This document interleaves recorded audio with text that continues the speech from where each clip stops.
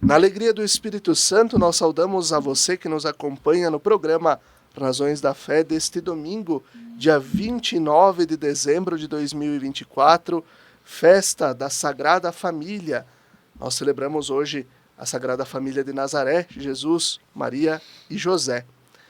Nós estamos aqui pela Rádio Miriam Caravaggio, 95.7 FM, neste primeiro horário das 7 às 8 da manhã, também na reprise das 10 às 11 da noite, no Spotify da Rádio Miriam Caravaggio, sempre aos domingos a partir das 9 horas da manhã, e nas redes sociais, YouTube e Facebook da Diocese de Caxias do Sul, aos domingos 8h30 da noite. Além, é claro, da TV Serra, canal 526 da NET, sempre nas terças-feiras. Muito obrigado pela audiência todos os domingos e durante a semana também. Nosso tema de hoje, o Jubileu de 2025, né? Peregrinos da Esperança, o tema do programa de hoje. Hoje nós abrimos em toda a igreja no mundo o Jubileu dos Peregrinos da Esperança. Por isso o tema Peregrinos da Esperança. E nós temos como convidados, então, Dom José Gislon, bispo da Diocese de Caxias do Sul, que está aqui conosco e que abre na Diocese de Caxias do Sul o Jubileu. Olá, Dom José, obrigado pela presença. Minha saudação a você, Felipe, ao Padre Léo, Leonardo, nosso coordenador pastoral, também vigário-geral da Diocese, a todos aqueles e aquelas que nos acompanham, através da Rádio Miriam também, o programa Razões da Fé. Muito bem, e temos então o Padre Leonardo Inácio Pereira, nosso coordenador diocesano de pastoral, vigário-geral da Diocese e também diretor da Escola Diaconal São Felipe. Olá, Padre Léo, obrigado pela presença. Olá, Felipe. Olá, Dom José. Também o Paulinho que está na mesa de gravação e também os nossos irmãos e irmãs que nos escutam neste programa. Uma alegria a gente poder voltar a esta casa que é tão querida para a nossa Diocese e que tanto bem vem realizando em nossa igreja. Muito bem. Dom José, antes de falarmos diretamente do Ano Santo do Jubileu, neste ano nós estamos concluindo, então, esse ano dos 90 anos da Diocese de Caxias do Sul. Como é que o senhor avalia também esse caminho que nós fizemos ao longo deste ano, dos 90 anos, mas também deste tempo que o senhor está à frente da nossa Diocese, a questão da Caritas, a questão escola diaconal, mesmo a questão administrativa da Diocese? Bom, primeiramente eu quero dizer que estar à frente da Diocese de Caxias do Sul, também como segunda Diocese, na minha missão de bispo, de serviço à Igreja Povo de Deus, é uma realidade, digamos, diferente da primeira realidade da Diocese que eu estava, embora muitas coisas muito parecidas. E também foi um tempo, eu penso, de muitas provações, mas também de muitas conquistas. As provações porque vivemos o período da Covid, né, que foi um marco assim, que marcou a humanidade como um todo, onde ainda hoje nós temos, por assim dizer, muitas lembranças doloridas na vida do povo pela realidade da pandemia, onde podemos perceber também a questão da solidariedade e a realidade mais da nossa diocese, que praticamente em 7 meses, 8 meses, sofreu 3 grandes enchentes, cuja última do mês de maio atingiu praticamente todo o nosso estado do Rio Grande do Sul, de uma forma, digamos, catastrófica, pelo volume, pela intensidade, por 600 milhões de pessoas praticamente ficaram desalojadas, né, desabrigadas, dos quais 150 mil não tinham onde se abrigar praticamente, e toda essa situação de destruição, que ainda vemos as marcas na natureza, mas acima de tudo está no coração das pessoas, que perderam tudo. Perderam familiares, perderam suas casas, perderam parte de todo o acervo da memória histórica. Eu acho que são situações assim que às vezes nós não conseguimos ter presente ou avaliar o quanto está sendo dolorida para essa família, para essas famílias, para a realidade dessas cidades todas que foram muito atingidas pela realidade das chuvas. Por outro lado, a gente percebeu que mesmo diante da dor que nos toca, a força da solidariedade, da caridade, ela consegue, digamos, respirar e se manifestar mesmo diante de tudo aquilo que aconteceu. E foi justamente essa capacidade de resiliência, de somar forças, de sermos solidários, de irmos ao encontro da realidade dessas pessoas que estavam naquela situação, digamos, de desespero, de perda, de dor, que nos fez, penso, ver a força da solidariedade, esse olhar a vida do outro como o meu próximo. A mobilização que tocou o estado do Rio Grande do Sul, mas também todo o nosso país, outros países do mundo, uma grande corrente de solidariedade que permanece até hoje em muitos casos, fez sim com que amenizasse, eu acho, toda essa realidade do impacto da catástrofe, das perdas, e claro, todo esse projeto que vai acontecer a curto, médio e longo prazo, da reconstrução das cidades, dar uma moradia para as famílias, para que elas possam retomar a vida com dignidade. O importante é que as forças públicas, mas também as instituições, não se acomodem e não virem as costas para essa realidade que está ali. E eu creio que no espírito do Natal que vivemos e que estamos ainda celebrando dentro da oitava do Natal, a gente sempre tem que ter presente que a solidariedade e o bem, ela deve ser alimentada no nosso coração como parte da nossa vida de fé. E eu li há poucos dias justamente uma mensagem de uma senhora que ela não é cristã. Mas ela, diante do gesto bonito do Natal, ela também preparou centenas de pacotes de alimentos para distribuir às famílias mais carentes, comovida por toda a realidade do presente, comovida também por esse gesto do Natal que envolve as pessoas, a sensibilidade e tudo mais. Ela mesmo não sendo uma pessoa cristã, ela se sente tocada, por assim dizer, por esse clima do Natal tudo, e a levou também a praticar um gesto de caridade, né, a fazer o bem para tantas famílias necessitadas. Eu creio que a força justamente desse tempo, né, que a gente viveu na diocese, a resiliência do nosso povo, essa capacidade de recomeçar, né, as lideranças que nós temos, tudo isso nos coloca assim numa situação, digamos, um pouco privilegiada dentro do contexto de um todo. E também na parte da diocese, essa parte pastoral, eu penso a nossa Caritas Diocesana reestruturada, atuando, né, tem um longo caminho a percorrer, mas já está dando os passos. Eu acho que isso é importante, ela é uma realidade, né, dentro dessa nova dimensão de trabalhar também para termos Caritas em todas as paróquias. Porque todas as paróquias têm realidades onde existem aqueles que querem fazer o bem e aqueles que precisam do bem e da compaixão, da solidariedade dos outros. E a Caritas é justamente essa ponte que faz essa missão ou esse trabalho. E hoje nós estamos ainda com o desafio, pensarmos um espaço para a Caritas alargado e tudo mais, onde possa ser um espaço de acolhida das doações, mas também de partilha, de acompanhamento das pessoas, de acolhida, tudo isso que envolve praticamente uma Caritas diocesana.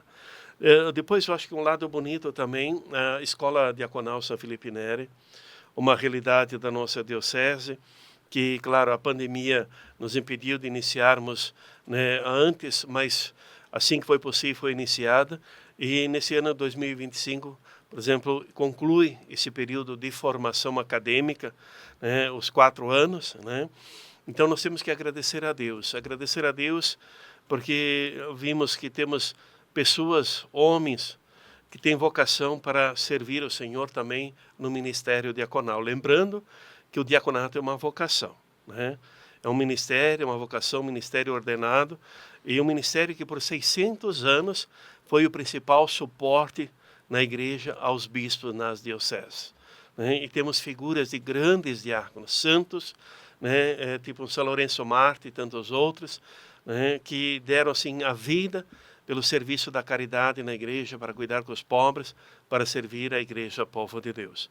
E também acho que tem toda a dimensão, né, da formação dos agentes, das pastorais sociais, mas também, digamos, das escolas de teologia, toda a realidade das novas dos movimentos sociais, toda essa realidade que tem sempre, eu acho que é um fermento na massa dentro da igreja diocesana.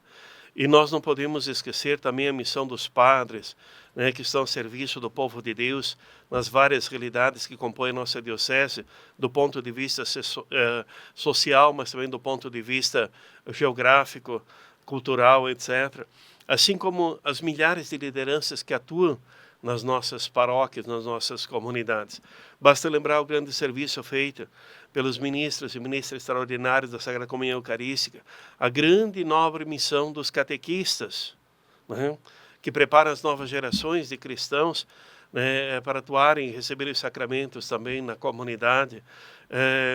Todo esse processo, digamos, das equipes administrativas, dos conselhos de pastoral, né, que atuam também nas nossas comunidades, sem contar aquelas equipes que estão a serviço da diocese como um todo, colégio de consultores, conselho presbiteral, conselho de assuntos econômicos, o conselho pastoral da diocese, o conselho dos leigos na diocese, né? E essa realidade que também está ali atuando, acho que é uma parte muito bonita, porque nós temos que todos nós nos sentirmos igreja, povo de Deus, a caminho da casa do Pai. Porque se pensarmos a igreja ainda a partir só do padre, que tem que fazer tudo, ou do bispo, né, aí nós seremos uma igreja muito fragilizada. Porque perdemos, por assim dizer, né, ou não teremos essa dimensão do sacerdócio comum, dos batizados, envolvidos também na caminhada da igreja, envolvidos no anúncio do Evangelho.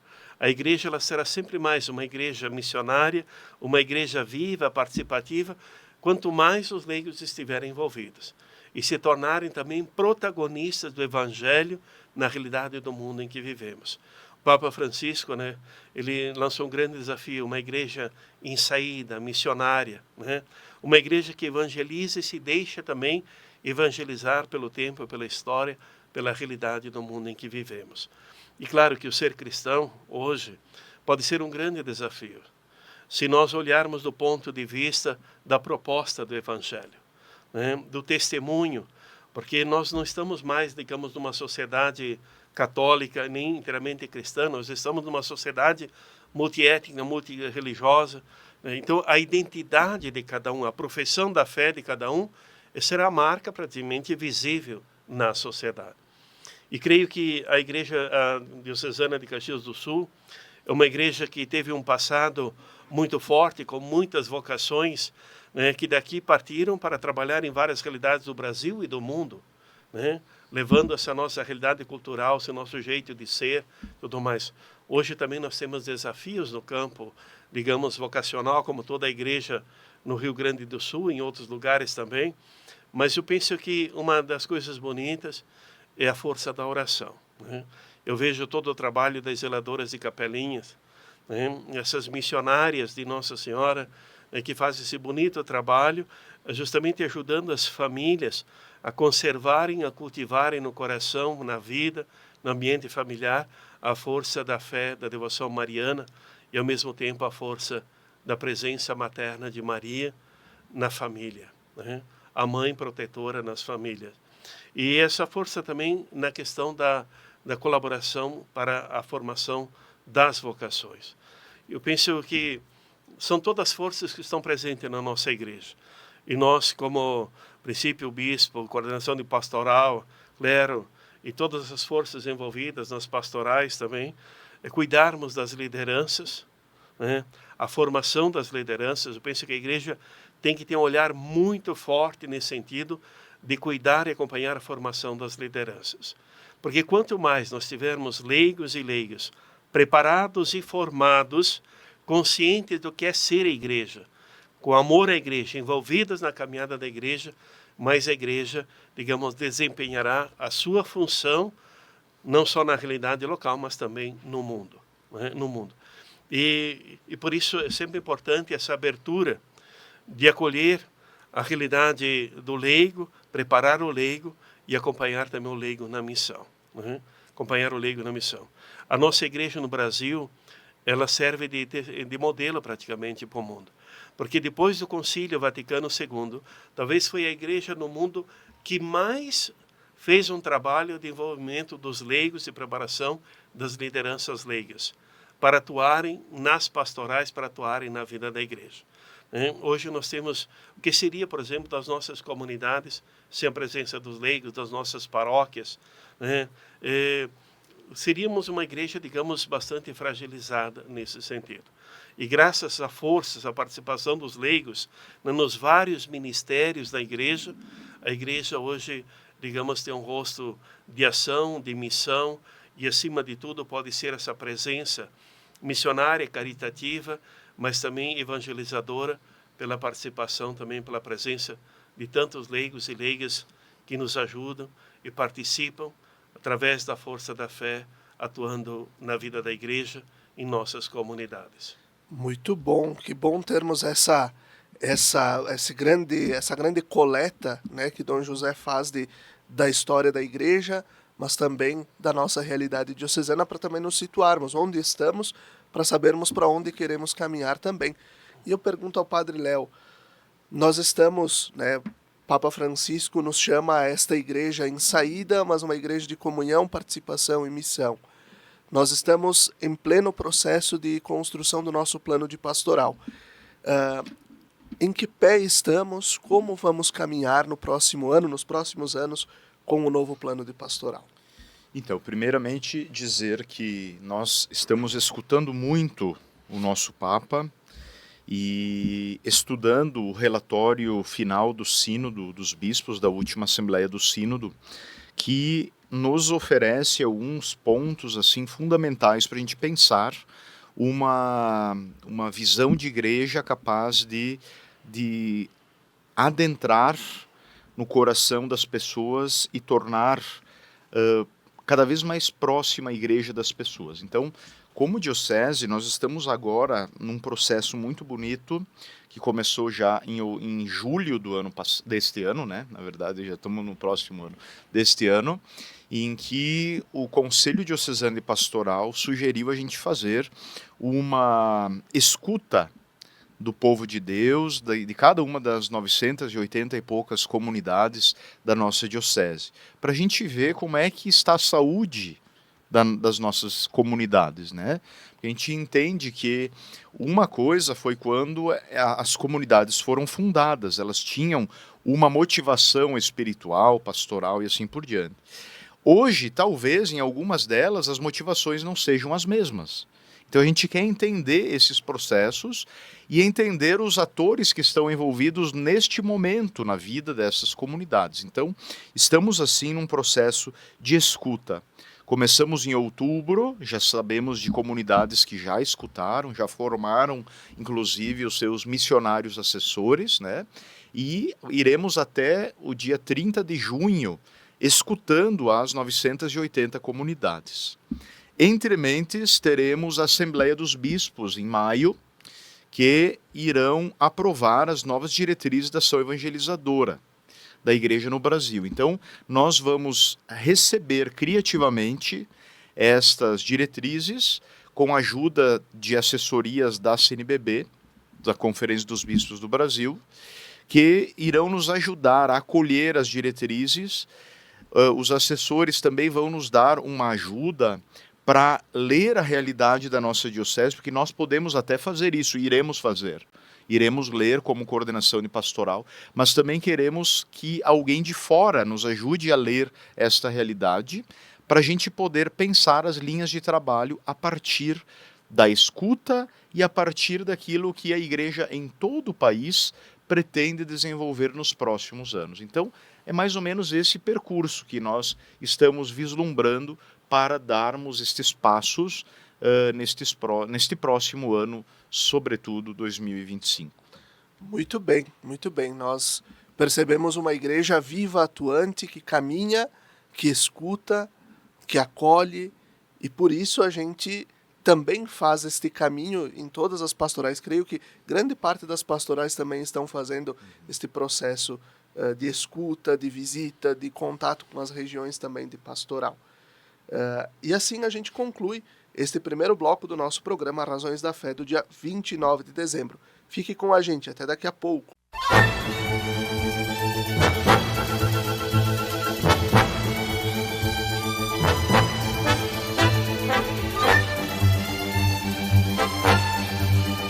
Estamos de volta com o segundo bloco do nosso programa Razões da Fé deste domingo 29 de dezembro de 2024, festa da Sagrada Família e também dia em que em todas as dioceses do mundo estamos abrindo o Ano Santo, o Jubileu de 2025.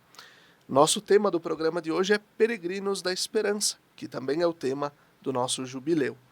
Nós temos como convidados Dom José Gislon, nosso bispo diocesano, e o padre Leonardo Inácio Pereira, coordenador de pastoral e vigário-geral da Diocese de Caxias do Sul. Dom José, o que é um jubileu? Por que se celebra um jubileu? Bom, o jubileu na igreja, ele tem uma longa história. E ele começa lembrando também o jubileu que já era feito pelo povo da Antiga Aliança, que era um jubileu cada 50 anos. E era um jubileu que tinha uma marca muito forte na vida da comunidade. Porque no ano jubilar se descansava os campos, não se plantava, as dívidas não eram perdoadas, as pessoas, por assim dizer, que tinham sido escravizadas por causa de dívida, eles ganhavam a liberdade, direito à liberdade. Quer dizer, era uma recomposição praticamente da sociedade. Era um recomeçar da sociedade a partir do ano jubilar. E era uma marca muito forte, porque nós temos que ter presente que era uma sociedade tribal, uma sociedade ainda muito rudimentar, de certa forma. E o ano jubilar, né, fazendo uso da palavra de Deus, era, por assim dizer, dar uma trégua na sociedade e recomeçar, né, dando dignidade a uma série de situações que marcavam a vida da sociedade como um todo. E isso sempre foi muito respeitado, e claro, algumas vezes também com o passar dos anos não foram levados tão a sério, né? Mas sempre foi muito assim, uma marca muito forte dentro da caminhada do povo da Antiga Aliança. Dentro da caminhada do cristianismo, o jubileu ele já também tem uma longa caminhada, né? Praticamente começou com Bonifácio VIII no 1300, mas mais precisamente ele começou assim, numa forma mais organizada, um pouco mais tarde, mas assim, sempre a igreja procurou cultivar isso e definido assim como o jubileu a cada 25 anos, mas também temos os anos de jubileu, jubileus extraordinários dentro da vida da igreja. O bonito é que sempre tem uma dimensão também de conversão, da retomada da vida espiritual.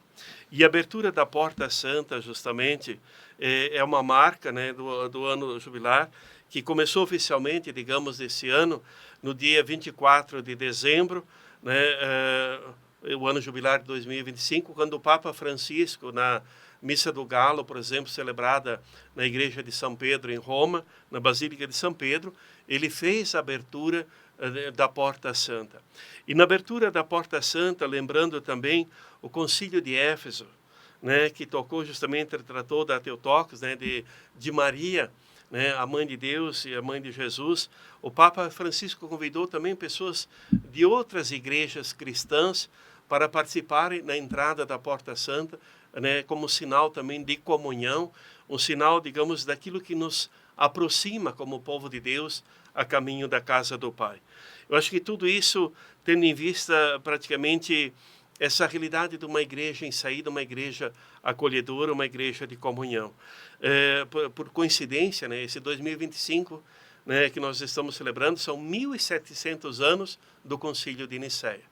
Né, e um concílio que ele foi muito forte, porque praticamente ele marcou já a caminhada da igreja numa igreja, digamos, onde que tinha conseguido, diante do Império Romano, né, praticamente a acolhida da comunidade cristã.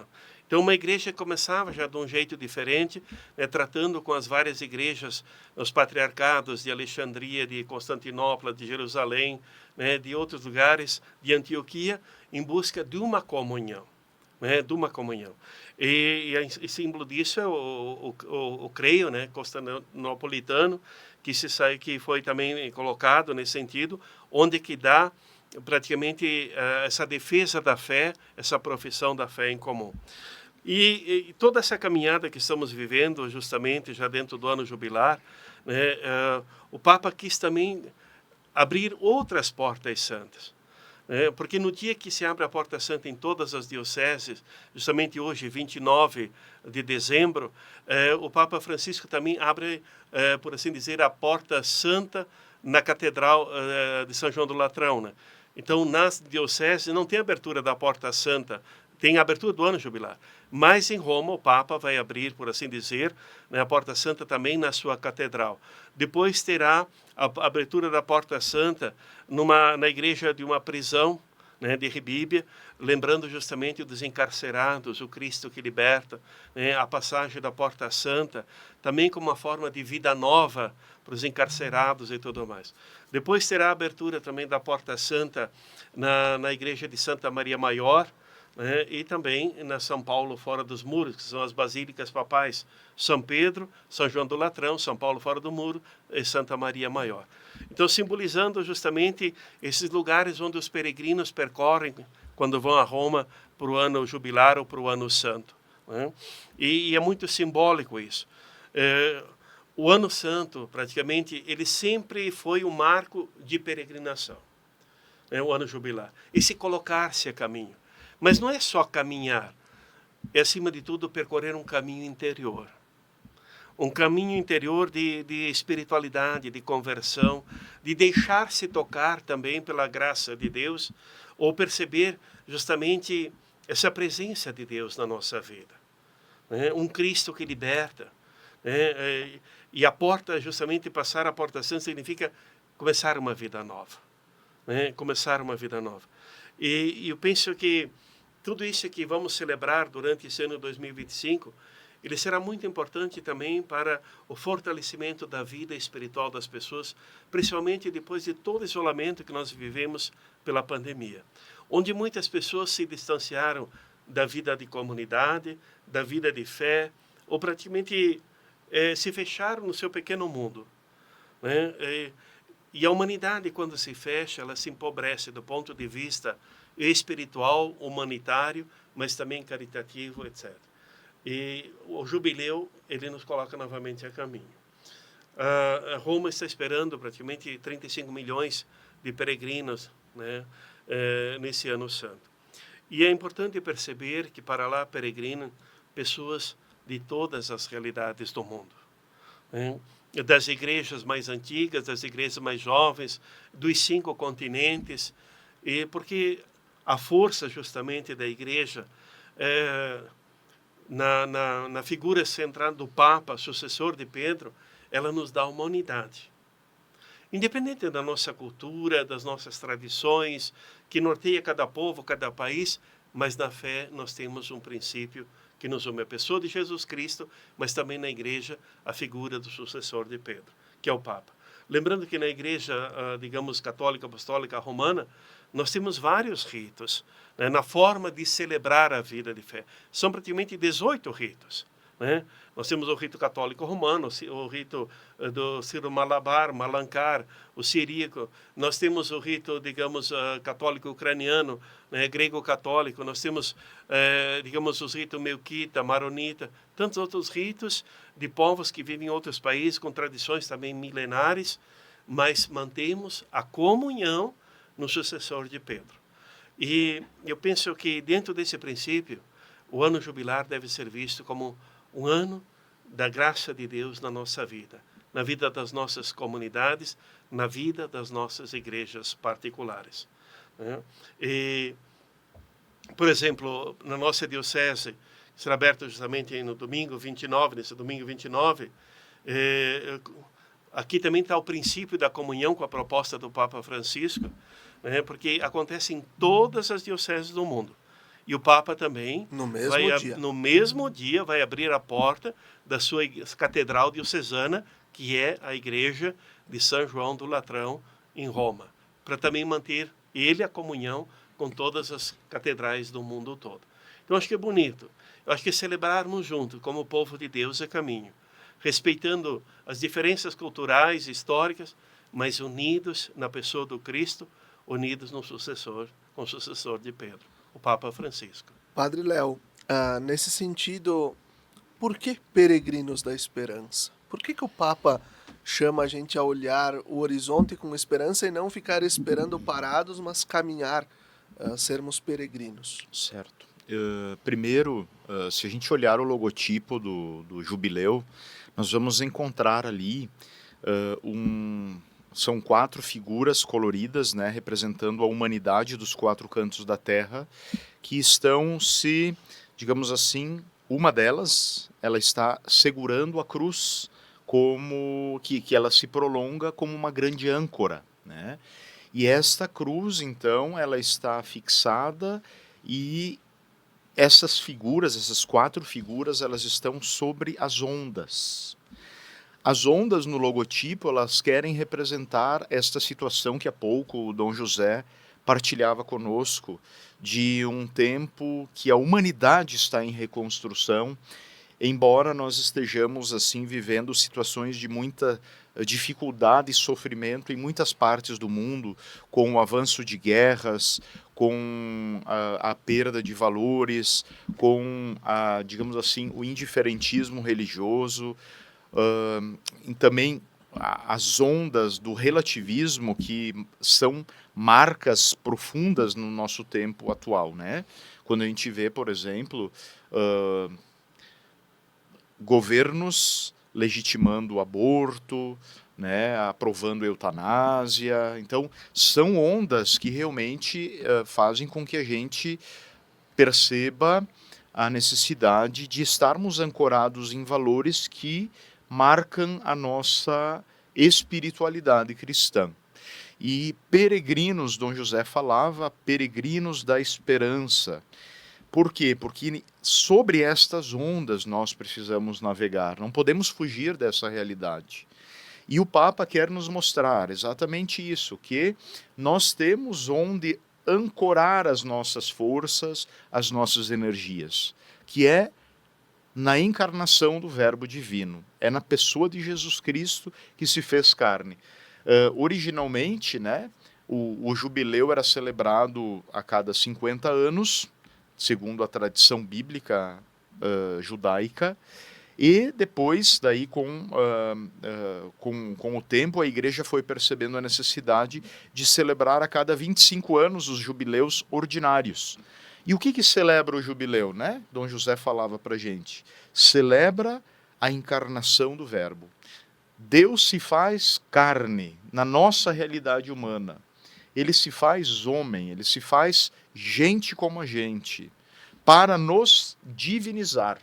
É o movimento da descida de Deus às nossas realidades humanas, para que a nossa realidade humana possa se santificar. Então, esse princípio da encarnação, ele garante para nós o crescimento na esperança, porque a gente olha para Jesus, que se faz carne, e ele assume com compaixão a realidade dos pobres, das mulheres, acolhe as crianças, dos doentes.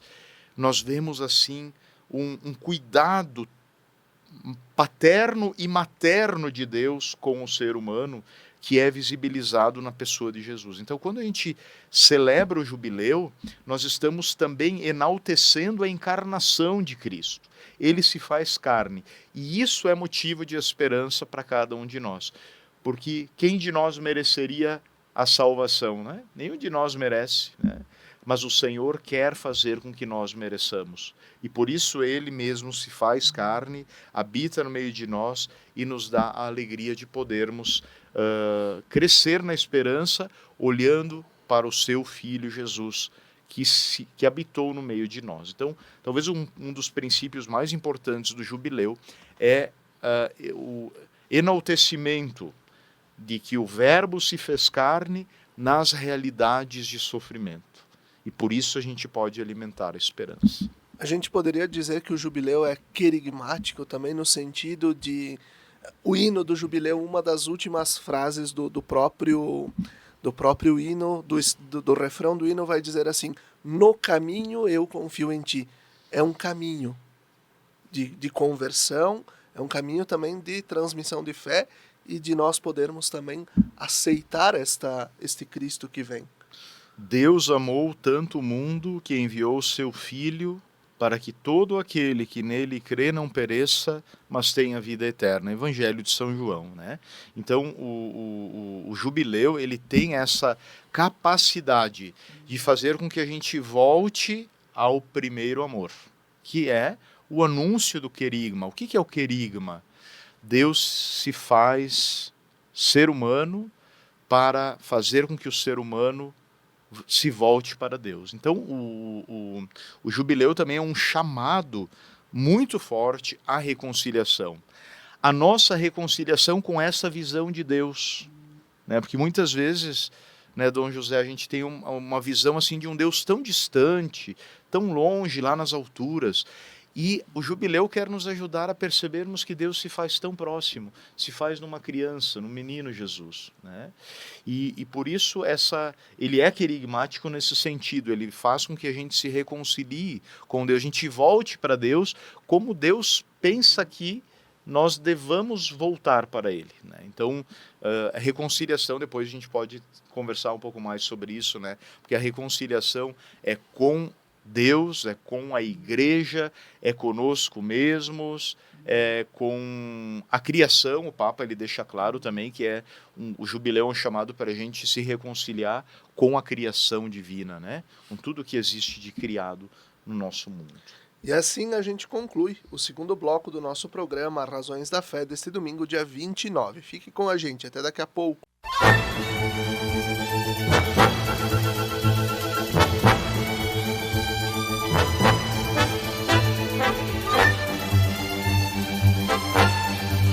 Estamos de volta com o terceiro bloco do nosso programa Razões da Fé deste domingo, dia 29 de dezembro de 2024, Festa da Sagrada Família, neste calendário litúrgico da oitava do Natal.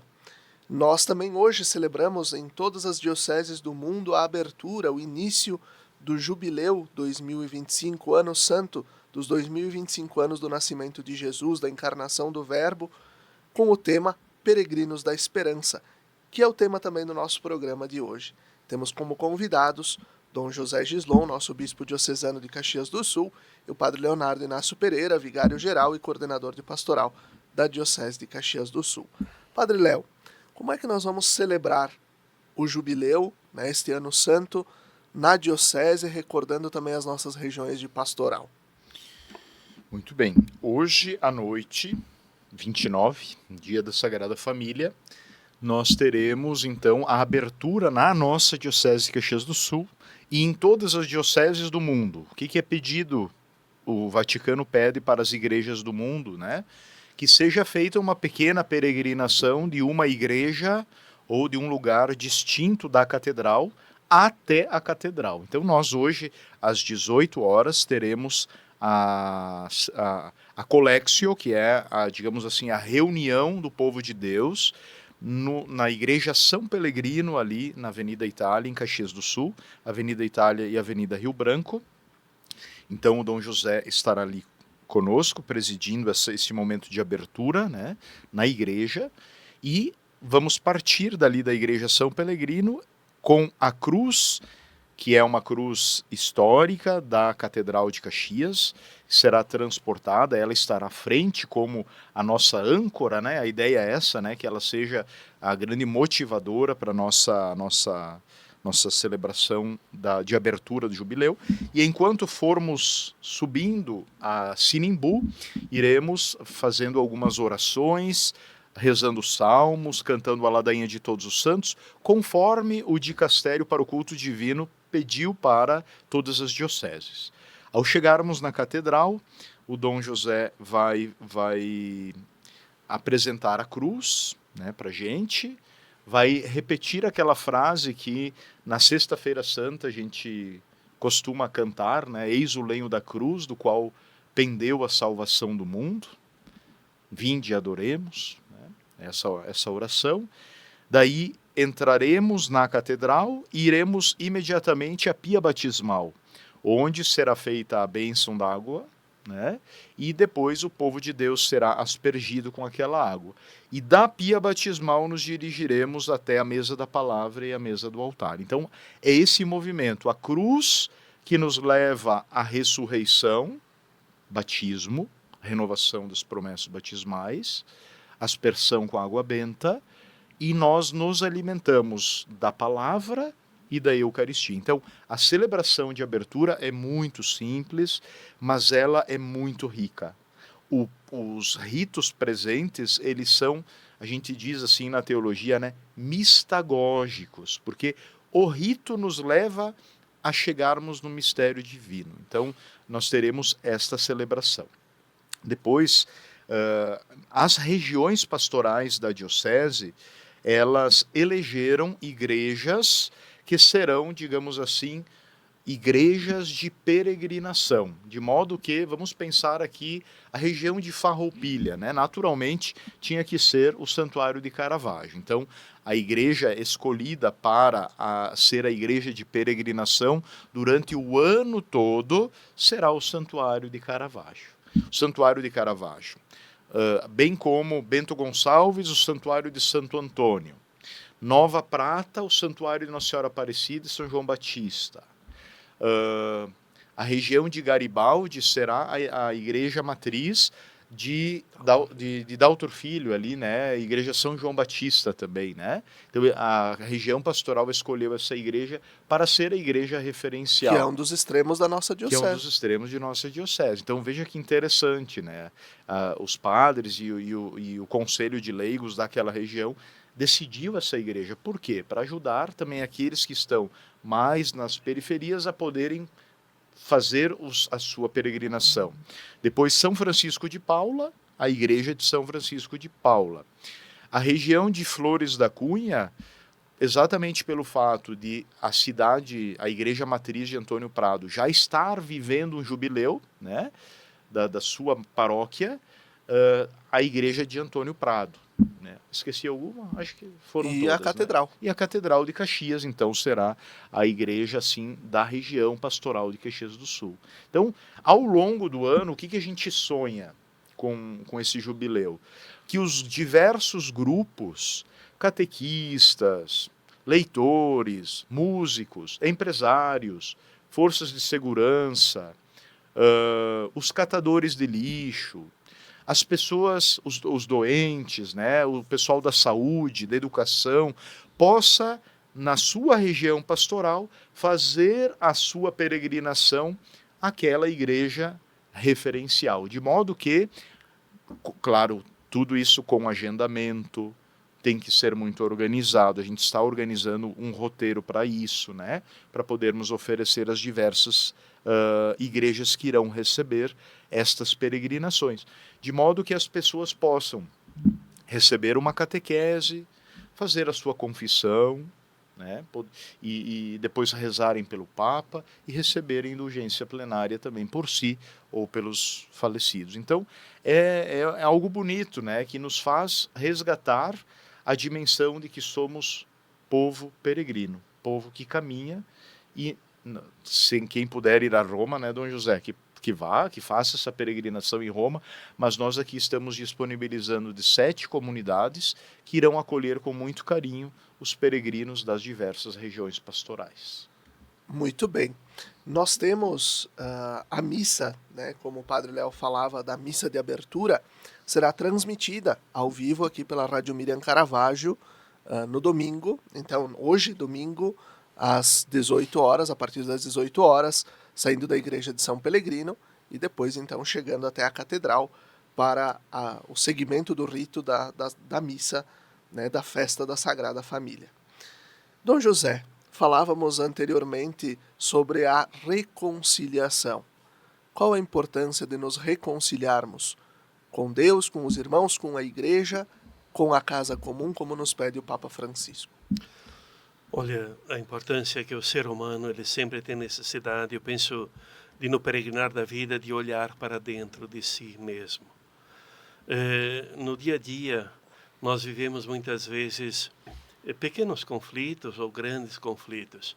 Não é só conflito na nossa vida de fé, o relacionamento com Deus, que podem também existir, e muitas vezes existem, por realidades da vida, onde nós muitas vezes julgamos que Deus não esteve próximo de nós, ou nos sentimos abandonados, né? Ou abandonamos essa fidelidade a Deus, porque nos sentimos um pouco deixados de lado. Porque quando nos sentimos feridos na nossa dimensão humana, e principalmente humana mais do que espiritual, nós temos muita dificuldade, às vezes, de aceitar os limites da realidade humana. e que essa realidade humana também tem fragilidades, e muitas vezes essa fragilidade nos fere no corpo e também na alma. Por isso a importância da reconciliação. Alguém disse até que uma das maiores questões que o cristianismo trouxe, que Jesus trouxe, foi justamente a reconciliação, o perdão, né? O perdão. Porque muitas religiões falam de uma série de coisas, mas o cristianismo só que fala justamente do perdão e reconciliação. Amor ao próximo, perdão. E isso marcou muito a comunidade nascente desde o cristianismo. Ele começou a se distinguir já desde o início por essa força da reconciliação e do perdão. E no mundo que vivemos, sabemos que muitas vezes tem pessoas, e sempre foi assim, praticamente sentido, as pessoas às vezes dificuldade de se reconciliar. Ora, a vida, ela não é feita só de momentos bonitos. A vida muitas vezes ela é feita, a maioria das vezes também de provações. Quem de nós não se sentiu provado também na nossa vida de fé, na nossa realidade do dia a dia, né, por Deus ou pelos homens, e às vezes nós guardamos rancor, alimentamos ódio, espírito de vingança, e isso vai nos consumindo do ponto de vista humano, mas também do ponto de vista espiritual. E quando nós descobrimos a graça da reconciliação, do perdão, nós podemos sentir e experimentar essa mão de Deus que revigora a nossa vida e ganhamos vida nova, né? Ganhamos vida nova. Então, a parte da Jubileu da Esperança, o Ano Santo, ele está muito associado também a essa questão da reconciliação. Por isso, não é só um peregrinar físico, é um peregrinar também espiritual de conversão, né? É uma peregrinação que a gente faz dentro de nós mesmos, avaliando a nossa caminhada, o nosso jeito de ser, de viver, a dimensão da nossa fé, a dimensão da vida, para podermos também renascer com uma vida nova, né? Renascermos mais ligeiros ou mais leves, no sentido de que esvaziamos sim aquilo que muitas vezes dentro de nós nos fere, nos machuca, nos afasta das pessoas que amamos, nos afasta de Deus. E a vida, que é digamos assim, um dom precioso, começa a ser vivida de uma forma tão pequena e tão mesquinha. E Deus não nos criou, né, não deu a vida para vivermos assim. Deus nos deu a vida para que ela possa ser vivida com dignidade, como filhos e filhas de Deus. Por isso a reconciliação, ela nos devolve a dignidade de vivermos a vida como filhos e filhas de Deus, amados pelo Pai. E isso é importante. Nós perdemos muito, eu penso, quando deixamos de lado justamente o sacramento da reconciliação. No passado foi bem mais forte, depois passamos por um processo de mudança onde praticamente se esvaziou, e essa retomada, né, do poder da reconciliação, né, de retomarmos a nossa vida, nasce um momento importante na vida da comunidade, da caminhada dos cristãos, principalmente na nossa igreja, que sempre foi uma marca. Lembrando que nós temos grandes santos na nossa igreja que passaram dezenas de anos nos confessionários, ajudando as pessoas a recomeçarem a vida, né? A recomeçarem a vida, acima de tudo, a terem paz interior, se reconciliarem consigo mesmo, com Deus, com as pessoas, a reconstruírem as famílias, a reconstruir muitas vezes a comunidade a partir da reconciliação, né, das divisões. Então isso eu acho que é o lado bonito, muito forte que nós temos. E no ano jubilar, justamente quando falamos das igrejas, onde se pode também fazer a peregrinação na diocese, é dando às pessoas também a possibilidade de fazerem justamente essa caminhada e buscarem também essa reconciliação através, né, do sacramento, né, da confissão. Por isso as igrejas, né, foram orientadas, também estão sendo orientadas, que tenham mais padres para atender os grupos que vêm, assim como o santuário, a catedral, né, o santuário, digamos, Santo Antônio de Bento, o Nova Prata, o São Francisco, o Antônio Prado, ou mesmo o Alto Filho. É sempre importante ter isso presente, que a pessoa ali possa encontrar também um espaço para o sacramento da reconciliação. Uma humanidade reconciliada é uma humanidade, digamos, pacificada. E nós vivemos num mundo e num tempo onde talvez as novas gerações foram esquecendo a brutalidade da guerra, né, que destruiu tantas famílias, vidas, cidades, né, da Grande Guerra, principalmente, que acabou em 45, mas vivemos e contemplamos tantas outras guerras acontecendo ao longo da história e também no nosso tempo com mais intensidade, e às vezes nos mantemos distantes, né, e achamos que isso é normal. E nós não podemos, com a força do Evangelho, a mensagem de Jesus, comungar, né, com uma realidade de violência que destrói a vida, que fere, que tira a vida de inocentes, mas que destrói muitas vezes a nossa vida, né? As nossas guerras pessoais, que destroem a nossa vida, que nos leva a destruirmos a nossa família, né, que destruímos muitas vezes a comunidade, né? São tantas as pequenas guerras que temos no mundo, que pessoalmente, que às vezes damos por descontado e não damos a devida importância, e elas causam muito mal às pessoas, à minha pessoa, de modo pessoal, mas também, digamos, às famílias, à comunidade como um todo. Eu acho que uma pessoa pacificada, ela sabe ser muito mais presença e ser instrumento de Deus no mundo. Quando uma pessoa vive uma guerra pessoal, ela não dá espaço para que Deus possa agir na sua vida e ser presença amorosa e misericordiosa na sua vida. Quando nós nos colocamos numa forma humilde diante de Deus e deixamos Deus bater a porta do nosso coração e abrimos essa porta para que Ele possa entrar, a nossa vida pode se transformar, ganhar um novo sentido. Então, eu quero fazer também um convite, né, a todas as pessoas que não deixem de buscar, né, o sacramento da reconciliação e que aproveitem dessa oportunidade do Ano Santo, do Ano da Esperança, para retomar também a caminhada de vida de fé, o amor à família, a vida em comunidade, de sermos esse povo de Deus a caminho da casa do Pai, um povo peregrino, reconciliado, pacificado, um povo que, digamos, se deixa tocar pela força da palavra de Deus e se evangelizar, mas também evangeliza, porque se sentiu amado e acolhido por um Deus que é Pai e Pai misericordioso. Estejamos atentos ao convite, ao pedido de nosso bispo, né? Vamos aproveitar este tempo de reconciliação, de volta para casa, né? De se sentir pertença também às nossas comunidades. A bula do Papa Francisco, Spes non confundit, a esperança não decepciona, a esperança não engana, ela vai dizer que todos nós esperamos, a esperança está no coração de todos nós, mesmo a gente não sabendo o que vai acontecer no dia seguinte, mas todos nós esperamos. E eu peço, né, na conclusão deste programa, o último programa do ano também, que nosso bispo Dom José nos dê a bênção, também a bênção para este ano jubilar, a bênção para este novo ano que vamos iniciar de 2025.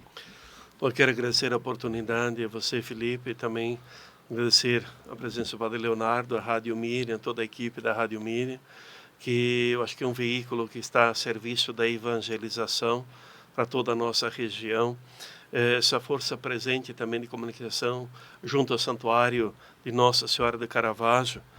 E lembrando justamente que estamos concluindo o ano, agradecendo a Deus por todos os passos dados, também por aqueles que nos feriram, porque nos ajudaram também a perceber as nossas fragilidades e a grandeza do amor e da misericórdia de Deus. A presença da caridade, da solidariedade, e pedindo assim que o Deus que é Pai, Pai misericordioso, com a sua bênção, alimente a nossa esperança de povo de Deus a caminho. Porque enquanto nós tivermos esperança, nós vamos continuar caminhando, mesmo se às vezes temos os pés e o coração ferido. Mas a gente não vai deixar de caminhar. Porque o peregrino que se coloca em caminho, ele sempre tem um objetivo, ele não vaga pelo deserto sem rumo. Que nem o povo de Deus, quando saiu da escravidão do Egito, a proposta não era para vagar para o deserto, mas chegar na terra prometida. E nós somos um povo de Deus que peregrina na terra, mas também levamos no coração aquela chama da esperança de um dia podermos estar na glória do Pai. E isso nos motiva a caminharmos. Lembrando das palavras de Jesus, eu sou o caminho, a verdade e a vida. né? E esse caminho, verdade e vida que nos conduz ao Pai.